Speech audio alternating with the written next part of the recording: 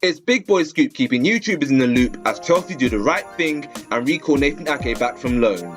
He's been fantastic for Bournemouth this season, just as he was for Watford last season. At Watford, he showcased his combative side to the game, which saw him ranked very highly in the core defensive elements of the game. Whereas for Bournemouth, he's shown his technical side, just as you expect a player under Eddie Howe to show. After a year and a half of showing his versatility at left-back and centre-back, Ake is a welcome addition to Chelsea's title-winning side. He'll provide more depth to the back three, and assuming that the jump from left-back to left wing-back isn't too big for him, he'll provide Marcus Alonso with some much-needed cover too. I don't expect Ake to be in the first 11. Conte has said on numerous occasions he doesn't change a winning side, but expect him to eventually take over Gary Cahill.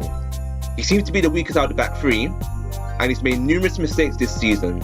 And whilst he has fixed up somewhat, he's 31, he's due to be 32 this year, and he can't continue forever. I reckon Conte's brought Ake back early to acclimatise him to playing into a back three, and that'll get him ready for next season when Chelsea will be in Europe. I'm glad Chelsea have brought back Ake, and I hope it's a sign that they're finally going to make good use of their youngsters. Aside from Thibaut Courtois, too many of Chelsea's talents get lost in the loan system, and they're never given a chance to prove themselves.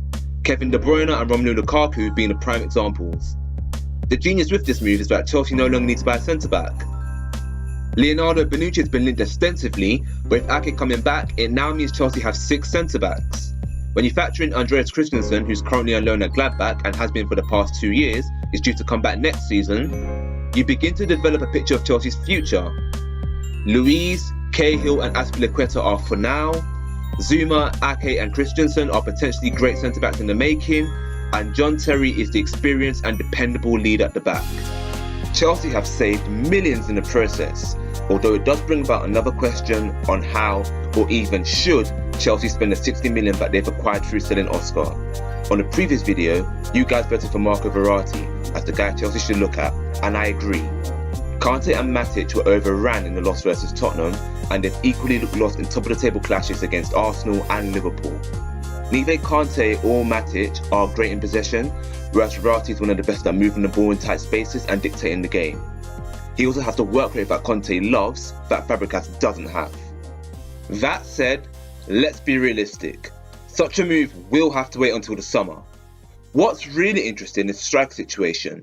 Fernando Llorente and Michy Batshuayi were set to swap sides, but Diego Costa's situation with the Chinese Super League club, or a back injury depending on who you believe, has surprised the crap out of everyone. Chelsea plan to keep him no matter what, as they should, but with him being banned for the foreseeable future, Chelsea might be better off keeping Batshuayi. Though I can only imagine Chelsea will shut the door on any move for Llorente, as they clearly need strikers to fight relegation, and will be suicidal to sell the top goal scorer without a replacement. That leaves Chelsea in a precarious situation with a one-to-way striker and another who isn't deemed good enough. Diego Costa has been the Premier League's best player this season, but we all know how terrible he was last season when he wasn't bothered. If Chelsea leave the situation like it currently is, they are risking losing the Premier League from a winning position. To be on the safe side, I think Chelsea need to spend some of the Oscar money, and I will drop it on Carlos Bacca. He's continued his severe form with AC Milan, and he's performed well in 2 out of Europe's top 5 leagues, plus he's won the Europa League twice, so you know he's adaptable enough to conquer the Premier League as well. He potentially might be available after receiving criticism for training with Sevilla when he was injured, as AC Milan were due to play Empoli. Before this, he refused to celebrate with his teammates, and soon after, the Sevilla manager has since confirmed that Bacca isn't enjoying life at AC Milan. Should Chelsea sign Bacca or some type of striker, or should they trust Costa to come to his senses? Let me know in the comment section and I will reply back. Till then, like and share the video. Peace out. I'm Scoop on Football, and you're awesome. You'd be even more awesome if you subscribe to me. So, what you waiting for?